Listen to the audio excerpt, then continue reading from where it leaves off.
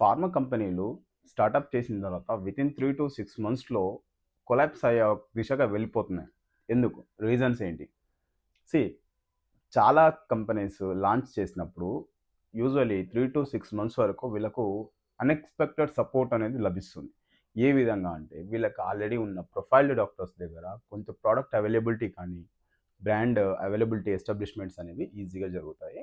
At the same time stockist కూడా కొత్త కంపెనీస్‌కి మంచి ప్రమోషన్స్ అయితే ఇస్తా ఉంటారు. అట్ ద సేమ్ టైమ్ వాళ్ళ సపోర్ట్ కూడా ఉంటుంది. వాళ్ళు ఇంట్రెస్ట్ చూపిస్తారు. And all of sudden 3-6 months of టైమ్‌లో ఈ కంపెనీస్‌కి సేల్స్ అనేవి తగ్గుతూ ఉంటాయి. ఎందుకు?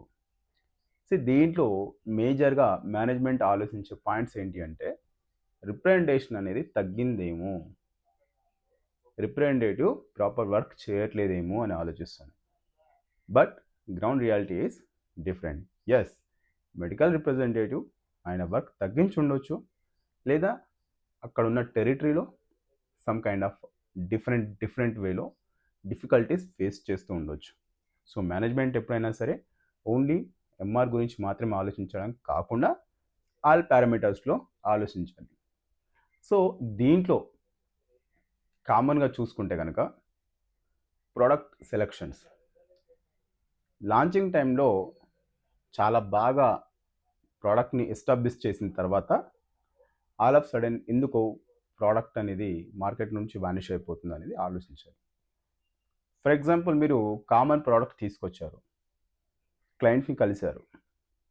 క్లయింట్ మీకు సపోర్ట్ చేస్తారు. ఎందుకంటే ఆయనతో మీకున్నటువంటి పాత పరిచయాల వల్ల కాదనలేక రాస్తారు. దాని తర్వాత ఏమైపోతుంది అంటే, వాళ్ళు ఇంతకు ముందు మీకంటే ప్రీవియస్‌గా రాసే కంపెనీస్ కానీ, లేదా ఎంఎన్‌సీస్ ఏవైతే ఉన్నాయో, వాటికి అలవాటు పడి ఉంటారు కాబట్టి అవి రాస్తా ఉంటారు. ఇక్కడ మీరు గమనించాల్సిన పాయింట్ ఏంటంటే, ఎంఆర్ రెగ్యులర్‌గా విజిట్ అవుతున్నారు గదా! అయినా కూడా ఎందుకు ఇలా జరుగుతుంది అని మీకు సందేహం కలగొచ్చు. సీ ఎంఆర్‌ని చూసి రాసే డాక్టర్స్ ఒక సెట్ అయితే, మీ పరిచయాలతో మీకోసం రాసే డాక్టర్స్ ఒక సెట్ ఉంటారు. మీ ముందర పాజిటివ్‌గా మాట్లాడిన ప్రతి ఒక్క డాక్టర్ గూడా మీ ఎంఆర్ ఎళ్లి కలవగానే ప్రిస్క్రిప్షన్స్ ఇస్తారా అంటే 100% ఇవ్వరు. Okay. And second point common molecules. మార్కెట్‌లో మల్టీవిటమిన్స్‌కి గానీ, లేదా పీపీఐస్‌కి గానీ, లేదా some kind of okay. So దాంట్లో మల్టిపుల్ ప్రొడక్ట్స్ ఆల్రెడీ ఉన్నప్పుడు మీరు మళ్ళీ అదే ప్రొడక్ట్ తీసుకొస్తే సపోర్ట్ అనేది మీ ఎక్స్‌పెక్టేషన్స్‌కి రీచ్ అవ్వదు. Third thing prices hike. ఈ మధ్య కాలంలో లాంచ్ చేస్తున్నటువంటి చాలా కంపెనీస్ కూడా తీసుకొచ్చే కామన్ మాలిక్యూల్స్‌కి కూడా హై ప్రైజెస్ పెడుతున్నాయి. ఫస్ట్‌లో డాక్టర్స్ ప్రిస్క్రిప్షన్స్ ఇచ్చినప్పుడు వాళ్ళు ప్రైజెస్ గురించి ఎక్కువ చూడరు. ఎందుకంటే ప్రోడక్ట్ బాగుందా? ఎఫికసీ ఉందా? బయోఅవైలబిలిటీ ఉందా? ఇవి చూస్తారు. బట్ ఎప్పుడైతే ఎవరైనా ఒక పేషెంట్ వెళ్ళి, సార్ మీరు ఇంతకు ముందు రాసిన మెడిసిన్ ఏదైతే ఉందో, దానికంటే ఇప్పుడు మీరు రాస్తున్నటువంటి మెడిసిన్ ఏదైతే ఉందో, ధర ఎక్కువగా ఉంది అని చెప్పారనుకోండి, డాక్టర్ సెకండ్ థాట్‌కెళ్ళకుండా ఆ ప్రోడక్ట్‌ని ఆపేస్తారు. మీరు 10 సార్లు ఎళ్లి కలిసినా మళ్ళీ రాయరు. ఎందుకంటే పేషెంట్‌కి డాక్టర్‌కి ఏ విధంగా అయితే పేషెంట్ బిజినెస్. ఓకే.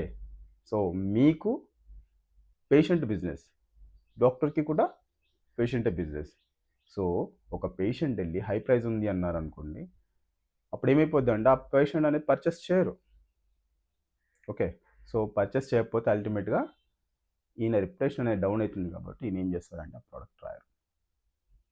ఆఫ్‌కోర్స్ ఒకవేళ మీ మాలిక్యూల్ గాని, మీ ప్రొడక్ట్ గాని డిఫరెంట్ అండ్ ఇంపార్టెంట్ అయితే మాత్రం డెఫినెట్‌లీ హై ప్రైస్ ఉన్నా రాస్తారు. దాంట్లో no doubt. But common molecules తీసుకొచ్చినప్పుడు ప్రైస్ అనేది కన్సర్న్ అవుతుంది. నమస్కారం. నా పేరు వినయ్ కుమార్. మీరు చూస్తున్నారు pharma with Vinay Thamma. So pharma బిజినెస్‌కి సంబంధించి లేదా ఫార్మా రిలేటెడ్ ఫీల్డ్‌కి సంబంధించి ఎలాంటి డౌట్స్ ఉన్నా మీరు కామెంట్‌లో అడగొచ్చు. నేను డెఫినెట్‌లీ మీకు సరైన సమాధానం అయితే ఇస్తాను. కొత్త కంపెనీలు చేసే మిస్టేక్స్‌లలో మనం మొదటగా ఆలోచించినట్లయితే ఈ లైక్ ప్రోడక్ట్ సరైన ప్రోడక్ట్‌ని సెలెక్ట్ చేయకపోవడం. సో మేజర్ మిస్టేక్ అది. దాని తర్వాత వచ్చే మేజర్ మిస్టేక్ ఏంటంటే సరైన ఎంఆర్‌ని సెలెక్ట్ చేయలేకపోవడం. సో, ఈ సరైన ఎంఆర్‌ని ఏ విధంగా సెలెక్ట్ చేయాలి? సరైన ఎంఆర్‌ని సెలెక్ట్ చేయాలి అంటే, ఆయన ఎక్స్‌పీరియన్స్ చూడాలా? ఆయన కవరేజ్ చూడాలా? లేదా ఆయన స్కిల్స్ చూడాలా? లేదా సబ్జెక్ట్ చూడాలా?